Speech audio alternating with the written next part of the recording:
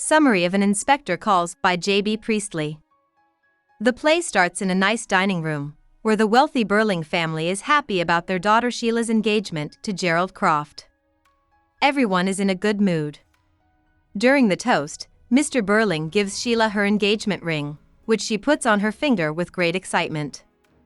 Mr. Birling tells Gerald and Sheila to ignore all the negative silly talk going on right now, and he says that worrying about an inevitable war is fiddlesticks.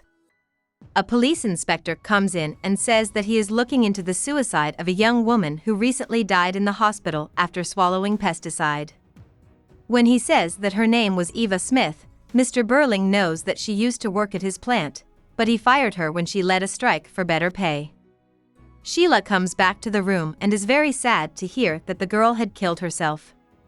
The inspector then tells the family that after Birling kicked Eva Smith out, she got a job at Millward's, but she was fired because a customer didn't like her. Sheila starts to cry when the inspector gives her a picture of the girl. She runs out of the room.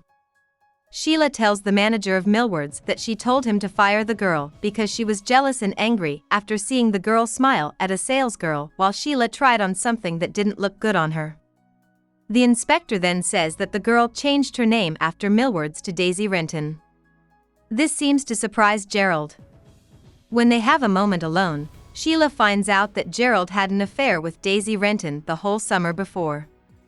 When the inspector comes back, Gerald tells him that he knew Daisy Renton. He met her at the Palace Music Hall and invited her to live in a friend's empty rooms while that friend was away. Gerald says he needs to go for a walk, so Sheila gives him back his engagement ring. Now, the inspector shows Mrs. Birling a picture of the girl. When the front door slams, Mr. Birling finds that his son, Eric, has left the house in a rage. Even though she tries to avoid admitting it, Mrs. Birling finally says that she had used her power a few weeks earlier to keep the girl in the picture from getting help from the women's charity organization because she didn't like the girl's case. The inspector also says that the girl was pregnant when she killed herself, and that she had asked the charity organization for help because she was pregnant. Mrs. Birling says that the girl's father gave her money, but the girl didn't take it because she knew it was stolen.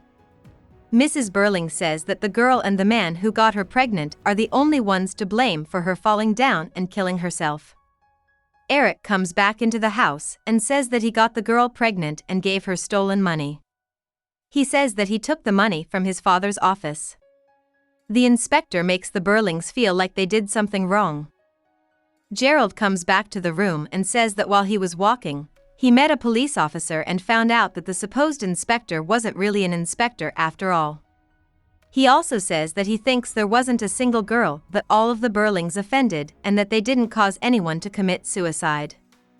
After calling the police station and the hospital, he and Mr. Birling show that these ideas are true. The Birling parents are happy about these finds because they think they have avoided scandal and guilt. However, Sheila and Eric are still touched by what has happened and can't forget what has been shown. Someone calls on the phone. After Mr. Birling hangs up, he says that it was the police telling him that a girl just died on her way to the hospital after taking some disinfectant and that a police inspector is on his way to ask some questions. The Birlings look guiltily and dumbfounded. As Sheila stands up, the curtain slowly falls. About the author. Priestley grew up in the English town of Manningham. When he was 2, his mother died, and when he was 16, he dropped out of school to work as a junior clerk at a wool company. He fought in World War I and was hurt. After that, he went to Trinity College to study. At the start of World War II, Priestley had a popular radio show called Postscripts. The show was cancelled in 1940 after members of the Conservative Party, likely including Winston Churchill, reported that Priestley was talking about his left-wing views on the air. Still, he stayed involved in politics in the UK. He and a group of friends started the 1941 committee, which pushed for a national wages policy and public control of railways, mines, and docks. In 1942, he helped start the Commonwealth Party, which worked for common ownership, vital democracy, and morality in politics. Priestley wrote books, plays, and pieces for newspapers all through his life. In 1945, he published an Inspector Calls. Hope we summarized it fully and you liked it. Please hit the like button and subscribe to our channel so that we are motivated to create more videos.